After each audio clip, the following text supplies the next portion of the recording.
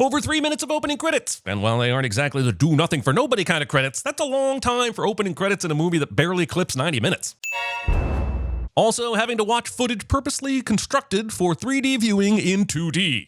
Also, is there a space between the T and the O in this guy's name, or is this a stylistic choice that's not working? Look, you either put out that waffle iron with the ready-made batter that 1 out of 5 people don't know how to operate, or you just don't put waffles on a serving tray where they can get cold. Hey, Sam, when I said would you mind putting breakfast together for the retreat, I meant like some stale donuts, some coffee. When Peter said this, I stopped the movie. I drove around to all the local haunts and got into deep conversations with common people like you and me. I talked to my city councilman. I got 15 minutes with the mayor. And they all agreed nothing that Peter described there sounds like breakfast. Molly is playing I Will Buy You a New Life on her car radio, but the sin is having to take 30 seconds of my life to figure out if the song I'm listening to is by Everclear or Everlast. They call this company presage, which is a word that means a sign that something bad is going to happen. It works for the movie because that's what these movies are, but calling your company this is like calling it Failure Inc. I love you, but doesn't change the fact that you're still an intern. There's more workplace relationship drama in this movie than the police department and Basic Instinct. Have you slept with every hipster in town yet? Making the intern who's openly f***ing the boss this judgy about someone's sex life. They're called tits. Oh good, I'm glad this pointless little tit-a-tit is over. You're not looking so hot there, Mallface. On the night the people who founded this company turned in the paperwork for their business license, they must have gone into the woods naked and burned a human resources handbook in a pentagram. No, I remember you. You were like a bigger gal, right? Final Destination 5 seems to think they need this sex-crazed asshole character a la Frankie Cheeks from 3 and Hunt from 4, but movie is wrong. Hey, Stan, how's it going? Hey, it's Sam, sir. Asshole boss character doesn't know people's names cliche. Even the main character of this movie, who I guess we're supposed to like, is running straight at a group of people without diverting his path, so they have to make way for him. I fire him and suddenly I've got a factory full of Roys. Like Charlie in the Chocolate Factory? I heard there were lots of Roys in that factory too. Well, look, if you do go to Paris, do me a favor. What's that? Take Roy with you. That's a joke. I tell jokes sometimes. That's a little moose-bouche for the restaurant guy. Oh, I did it again. Get ready for a new adventure at 180 Corporate Consulting. This is the requisite reference to 180 that this franchise has established as its death number. But if 180 is such a death knell, how many people have died after watching this video? This must be like the ring of corporate videos. No one will be seated during the Remember Final Destination 2 scene. This movie is set in New York, so why is this construction sign not using the American system of measurement instead of the very Canadian system of measurement on this sign? Also Canada. Also the metric system. These cones are somehow the only barrier around this moon door. Did Death create this water container out of thin air to assist in the breakdown of the bridge's weakest points leading to the collapse? Because this shit wasn't there when Sam looked on from the bus a few seconds ago. Okay, so the bus gets stopped by this construction worker, which is a common thing you see with road work. So you probably wouldn't normally question it. Except, why are they getting stopped? This isn't a closure that narrows it down to one lane. There are 2 free lanes for traffic going both ways to use. Later on, when the shit's hitting the fan, we see the guy still stopping traffic for no reason. Ow. Damn it. Tetanus. Licking tetanus. The radio suddenly turns on and starts playing Dust in the Wind, and we are firmly back in Final Destination 3 territory where Death cheats to serve the plot and the sin, as always, is Kansas. Now that the mast of a ship has entered Candace, someone needs to plan where they will enter the intern. Not having the one character who's the gymnast be one of the characters that has to balance on the beam. Olivia falls from the beam and she survives, but then this goddamn car falls off the bridge and crushes her. And I'm gonna call bullshit on this because that car was in the middle lane of the bridge, and Olivia fell straight down from the edge of the bridge, which has nearly 2 lanes of width between it and the car. Could items have shifted during flight? Sure. But this movie didn't show its work, and here we are. Also, hitting water from that distance wouldn't be too far off from the feeling of hitting concrete. Maybe the fall doesn't kill Olivia, but she's probably not simply resurfacing like she just took a jump off the high dive. Miles Fisher played Tom Cruise in one movie, and suddenly he thinks he is Tom Cruise. Peter looks super fake even before he gets hit with the rebar. Open the door! I'm not even sure bus drivers would be allowed to just open the door on a rider's insistence, especially in the middle of traffic on a bridge, but the fact that this particular driver doesn't even question the decision for a minute is some bullshit. And now more of the people we were introduced to already, and only the people we were introduced to already, are getting off the bus for reasons. The contrivance of how this select group of characters got to survive at the beginning of this entry is just lazy. Wasn't Isaac booty calling in the bathroom? How did he even know everyone was getting off the bus? And honestly, couldn't we have just killed Isaac immediately and been done with it? Something that took 5 minutes to happen in the vision happens in 2 minutes flat this time. So in the actual incident, the bus falls backwards after the bridge collapses, and in Sam's premonition, the bus falls forward, which verifies what I've always said. Death would be f***ing terrible at CinemaSins. Super strange this screw just came loose, holding this random metal beam positioned above me. Oh, well, I'm sure it's nothing. It says right here in the statement, I saw it collapse. I knew it would happen. That sounds premeditated to me. Wait, what? What exactly does Agent Block think Sam did to collapse the bridge himself? Set up a real-life version of the board game Mousetrap? There were no explosions. It was just a series of construction equipment causing ripples in the concrete, cables disconnecting, causing parts of the bridge to topple over, which in turn caused vehicles to collide into one another, and so on. I don't know why I'm madder. A detective thinks that a guy riding a bus on a company field trip orchestrated a goddamn bridge collapse, or that they dragged Courtney B. Vance into this shit.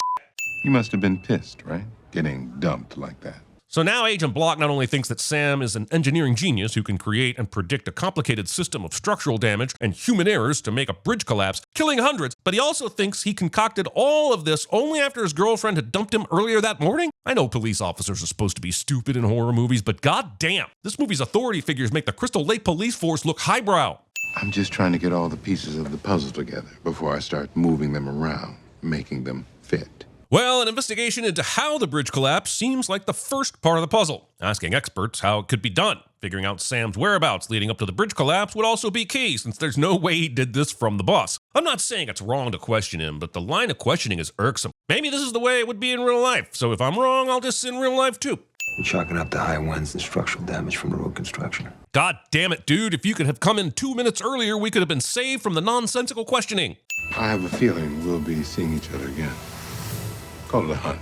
I'll figure out how you brought the strongest wind machine in history to the bridge, and you're going down, you rat motherfucker. The survivors were 8 employees of Presage Paper on their way to a business retreat. The other 17 employees were killed. The reporter said 8 employees survived and 17 were killed, but earlier when Isaac gets up to go to the bathroom, we see there are only 19 passengers on the bus, 20 when you count the bus driver, and not the 25 that the news reporter's math would suggest. Look, lady, I give as little a shit about math as you do, but you're still getting a sin for being terrible at it. The lack of any rhyme or reason to how these names are ordered on this plaque is fucking maddening.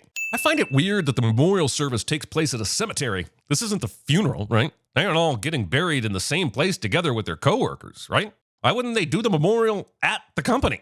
I see dead people. Haha, that's a joke. I tell jokes sometimes. That's a little what they call gallows humor in my neck of the woods. Ha! Get it? Gallows? Nick? Death doesn't like to be cheated. You all just be careful now. I guess this is Tony Todd's role in these movies, to be a cryptic, death-knowing asshole, but why bother saying this stuff if you aren't going to even try to explain it? Said it was flat. No flavor. That customer is an asshole. Boy, I sure am glad that the bridge incident didn't affect Sam's cooking. I would have spent the whole movie worrying about Sam getting that restaurant job. Glad they nipped that in the bud. You haven't done anything wrong. What? What is it? Paris. I admit this is entirely subjective on my part and super argumentative, but why all the dramatics of canceling the trip to his brother's wedding without telling him, just because he might get an apprenticeship at a restaurant in Paris? That's why there was such a big scene at the beginning of this movie? Also, this fucker has a brother and I'm sure he'd love to talk to him about surviving that bridge thing, but I guess he's too busy planning the wedding to make an appearance in this movie. You should take the job. Go to Paris. I'm still not sure how this guy is supposed to be a salesman for some company while he's also a badass sous chef. I guess the fact that he works at Presage is just a plot device that couldn't have been completely changed to a restaurant to serve the movie better. I guess this is the last practice before the championship. I'm guessing the filmmakers staged this upcoming death at a practice instead of the championship so that they didn't have to pay more money to film that. Having your character nervous about practice makes me want to call Allen Iverson and see what he says about it. Listen, we talking about practice. Not a game. We talking about practice. Once a Final Destination movie enters its Kill the Survivors stage, it always becomes an over-the-top observation on lax security standards. You will wonder how anything functions in this world when you see how criminally bad the conditions are in this gym. The extent at which death is responsible for all this is hard to pinpoint, since each movie gives us varying degrees of death's own involvement in causing the chaos. The special effects that were required to make the screw fall on the balance beam with the pointy end up. Is death toying with Candace or just the audience right now? I guess this is a conundrum one could ask with any of these death sequences, but this bullshit here is way more annoying than it is most of the time. This death is not only gross, but hilarious. Glad we could get all of Sam's walk into the gym to find Peter into the movie. This is crucial to understand his character. There was probably a huge fight about cutting it, but I'm glad cooler heads prevailed by keeping it in. Yeah, that's a bummer about Candace. Guess we all should have seen that coming. Saying this with an earshot of the deceased's partner. Don't make me hate you as well, Olivia. I've already used up a lot of my hate allotment with Isaac, but I might be able to squeeze in a little more room. Oh, Debbie. Yes, Debbie. Wait a minute. Who's Debbie? Was she on the bus? I don't remember seeing anyone who looked like her earlier. Closest I can come up with is this woman sitting behind Sam, but she doesn't really look like the woman in the picture. Another potential match could be this woman in the back of the bus, but I'm ready to say that the person in this picture was not on board and I'm sticking to it. I just called you right now, didn't I? But why did Isaac call whomever this is right now? With how little I've gotten to know Isaac, I'm still almost positive he wouldn't have wasted any time getting to that happy ending he was hoping for when he entered the building. Who's my girl, Kimber? Amber, yes, that's what I said. This guy is so terrible with women that I'm beginning to believe that his calls are an act to make people believe the opposite, right down to faking the fact that he can't keep the name straight. Every interaction we've seen with actual women in this movie, including with the receptionist at this spa, go poorly. So I don't understand why the movie seems to think he's a successful Lothario unless there's something it isn't telling us. Excuse me. But then why was she smiling at Isaac the first time he turned around while on his phone if she's such a stickler for the no cell phone policy? Yeah, you have a lovely little canter. Just want to point out that this character got to outlive Candace, and I don't like it. Ow! I would have removed all the sins if she had simply broke his neck here, and that was the death. Ah, yes, the Final Destination picture game. Death always plays so loosey-goosey with this nonsense. It's not like Isaac sees a picture that will tip him off about a head-splitting Buddha statue later. To, find new jobs. Because it's only a matter of time before they shut us down. What?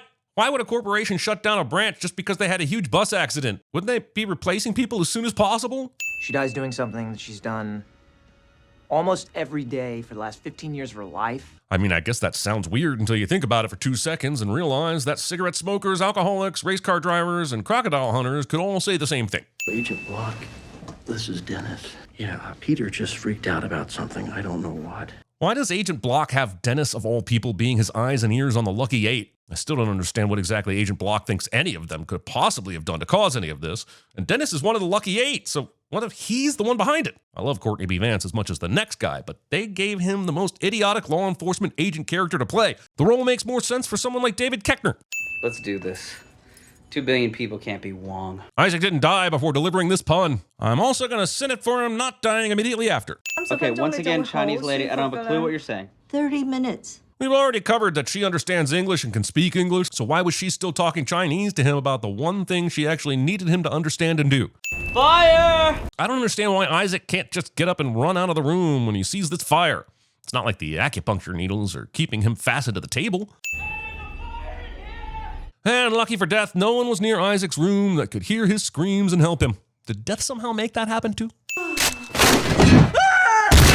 Considering all the racist shit this guy said during his stay at the spa, this is an apt death. But it's also one of the most unsatisfying deaths of the entire franchise. There was barely any setup and therefore hardly any payoff that was any fun. Saying it's a freak accident. Yeah, raise your hand if you believe that. I've watched every Final Destination film and no, nothing is a freak accident, and I'm still raising my hand. You're at the cemetery, then the gym, now here? What are you doing? My job. So how does your creepy appearance at the cemetery qualify as you doing your job? Also, Bloodworth's job is the coroner for the chief medical examiner's office. In the first Final Destination movie, which we'll find out later takes place a few weeks after this one, he is a mortician and possible owner at a funeral home. What the f*** happened over the next 2 or 3 weeks to cause the sudden job change? I think we need a storyline about that. What's happening to us? What makes you think I know anything? Sam's going to remind Bloodworth about the pronouncement he made at the cemetery about cheating death, and then Bloodworth will go on to explain the rules of their situation and the fact that he's seen this before. If he didn't want people asking questions about this, then he'd stop showing up, saying weird shit, and staring at people everywhere. You saved her? Why? Because you decided that she deserved to live more than the rest of us? Sam just told Peter he saved Molly in a vision, and now Peter is pissed because of that? Talk about some manufactured bullshit tension. A lot is going on in my life, and I don't want to miss anything. Same reason I had it done myself. Thinking that just because you wear glasses, you'll miss something. Glasses have the same purpose as LASIK. They both help you to see better. My assistant's giving me an incomplete file. I'll be right back. It's customary when a patient has a laser directed at their eyes to leave them alone in the room. How does water falling on an outlet just outside the laser surgery room cause anything to malfunction inside the surgery room? Did they attach an outlet out here that somehow shares a power source with the laser on the opposite side of the wall? This outlet also looks like it has surge protection, so why didn't the power simply go out? If it would be harmful or deadly for the laser strength to exceed this level, then why create a machine where that's even possible? She might be in danger. Olivia's doing all of that screaming in the other room, and apparently these people can't hear it. And then by magic, everyone can hear screaming, even though that's exactly what she's been doing for the last minute. A woman just crashed out of a window and smashed into a car below with glass raining down from above, and somehow there's still a driver who is this oblivious to something happening 5 feet away. Stay with me at night, please. All right, I'll go home and light the candles and put rose petals on the bed. Be sure to wear that little black number you wore in Cancun. 2 deaths? Okay, all right. That's a coincidence. Is it, though? We think we weren't supposed to survive on that bridge. You know, maybe it wouldn't help, but I'm kind of surprised that Sam and Molly don't tell Agent Block to go talk to Bloodworth, who genuinely seems to know the machinations of Final Destination. Sure, he's not immensely helpful, but I feel like Block would stop being so stupid. Then I reached back for Olivia, but she didn't make it. She fell. And she survived that, but a car fell from the bridge and crashed into her, but that's not important to the story. First it was Candace. Then Isaac. Then Olivia. They're dying in order. This is the part where the characters realize that death is going after them in the order they died in the vision, a rule that anyone who's seen any of the other films in the franchise already knows to be the case. So why not at least let them figure this out earlier in the movie? Having the main characters be behind the audience for over an hour is annoying. Bloodworth could have just told them this earlier. You cut my hours, which means you cut my pay. Corporate has us operating less than 50% until this whole thing blows over. How the f does the union rep Roy not know about the corporate decision to cut everyone's hours? Do you think corporate makes a decision to cut hours without telling the union rep? How is this even an argument? Wow, the Roy conflict was 100% written in to give a reason for one of the characters to follow through on the taking someone else's life to get their time technique that Bloodworth laid out for them. That's both ballsy and annoying. Of course, in one of the few moments in Final Destination history where a person successfully skips their own demise and gives it to someone else, death frames a black man for it. They're shutting down the plant. Not the plant, just us. Just sales and administration. How does that even work? Don't you need some sort of administration to be in charge of the plant? And while it's totally feasible that a soulless corporation would act out this way after over half of their workforce were brutally killed in a horrible incident, it's still a sin. You saw it coming, and then you took his life. You put him in the way. Yes. I think I did. Opening confessing to sort of murder. Also, Nathan will never be put under any kind of investigation for this death, even though he and Roy had an openly hostile relationship. From the viewpoint of the workers on the floor, it would look like Nathan pushed Roy. Then who would be next? How Sam and Molly don't already know the order of every single death right now after they figured out that people are dying in order just boggles the mind. Who's what? Even Death didn't give enough of a shit about the Dennis character to give him a drawn-out death. You're not seriously going to work, are you? Molly, Isaac died on a massage table. Besides, I've already gone over my vision and I remember that Peter is next, right? Right? Something saved me on that bridge. Maybe it doesn't want me to die. You say this after 3 other people who were saved got killed and 1 other person who should have died gave his death to someone else. All the instruments of death Sam sees in this kitchen are rendered pointless by the fact that Peter is next. The apprenticeship. I'd like to take it. It's yours. You could have just started the scene here and we wouldn't have lost any sleep over how tonight's dinner service went. Sam takes over candling to new heights during this romantic gesture to his girlfriend. I took the internship. He's springing this as a surprise on her, but I thought everything was contingent on whether or not she wanted to go to Paris with him. The last time they spoke about this, nothing had been decided, and then Peter blocked the resolution. So if this was something they discussed and agreed upon, this shouldn't be a big surprise. Downing wine without letting it breathe first. Would we have also sinned Peter if he'd done some sort of bougie move with the glass, swishing the wine around before drinking it? Yes. Yes, we would. I'm next to go, right? It's me and then you, isn't it? How is this still a question at this point? The fact that they aren't hyper aware of the order right now is something I'm going to hammer until the hammer falls off and hits a mouse, which scares an elephant, causing the elephant to trample onto a baseball field, and the center fielder makes an error in the bottom of the 9th inning on a play trying to avoid the elephant. The runner at second base sees an opportunity to score, scores the winning run, and is crushed to death by his happy teammates who are so happy to win they have forgotten there is an elephant running loose on the baseball field. None of us deserve to die, then why is it that you deserve to live, Molly? Peter went through a whole logic pretzel where he decided not to kill some random person because they didn't deserve to die, and has now focused his efforts on why someone deserves to live. And while trying to reason with a crazy person is a fool's errand, I do wonder why he didn't move the goalposts when it came to the random woman he didn't push into traffic. Repeat, shots fired. Oh, of course, Agent Block just happens to be in the neighborhood right now. And if the answer is he was following Peter after Dennis's phone call, why didn't he do anything when he nearly pushed a woman into traffic last night? Also, Death is sure taking their sweet time killing Peter so all this drama can take place. Peter is turning all this shit on to presumably make it easier for Death to kill Sam once he has killed Molly. But since Peter is next on Death's list, doesn't this just make it easier for Peter to get killed before he can murder Molly? So we see Peter looking for Molly here, and then the movie cuts to Molly looking for a good hiding place and a weapon. Somewhere off screen, Peter figured out that he needed to hide somehow, and Agent Block became the worst cop in history by allowing a dumbass like Peter to get the drop on him. I'm pretty sure Block forgot every single bit of his training in this scene, and he didn't wear a bulletproof vest. Also, they dragged Courtney B. Vance into this nonsense for this. For this? It's gone. You killed him. So does that mean I get Block's life? Being this excited this soon after witnessing someone who seemed like a totally decent person just trying to do their job even when he was doing it poorly get murdered. We're about to tie this all into the first Final Destination, which is awesome. However, this plane is nothing like the one in the first movie, which had a left, right, and middle section, one in which you would not be able to see both storage bins this close together. Also, this is the back of the plane, which means we should be seeing the two girls who were asking Alex if they could take his seat. They are nowhere to be found here, and we don't even get replacement actors wearing the same outfits. Come on, Brad! Also, look, despite any flaws we found leading up to this moment, this is still a hell of a twist. Maybe one of the best. Definitely should be talked about more. Let's remove a sin before I'm reminded how gross Isaac was as a character. But also times 3. What exactly does this mean? If Sam didn't actually get Block's life from killing Peter, why did Death wait 2 weeks to kill Sam? Death killed everyone else within a matter of days after the bridge incident. And why does Death have to kill hundreds of people, including Molly, who survived Death in Sam's vision, just to finally get Sam? I guess it doesn't have to make sense because that twist is so cool, yo! Also, Bloodlines, it's weird that Sam's ticket has a different way of printing the date than Alex's did. Nice you to come, Nathan. You mean the Union guys celebrating Roy invited Nathan to this shit? Wouldn't most of them think Nathan killed Roy? Turns out Roy had an enlarged blood vessel in his brain so big, it was about to burst. So if you're feeling any guilt about killing the guy, this totally absolves you. Murder, especially accidental murder, is okay, as long as the person was gonna die anyway. Weird how we never heard about the debris of Flight 180 killing even more people on the ground until Final Destination 5 came out.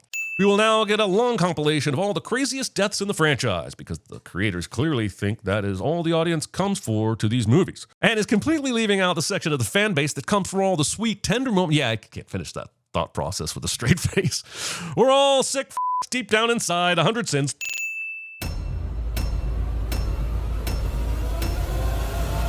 Be my victim.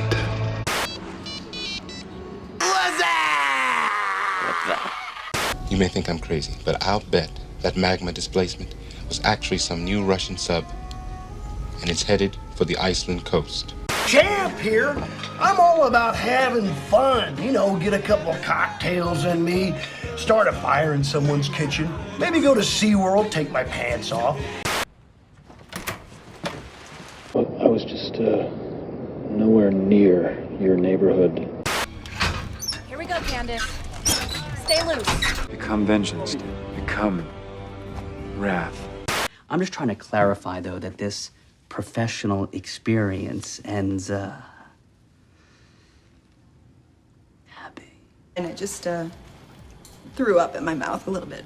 Relax. Ooh.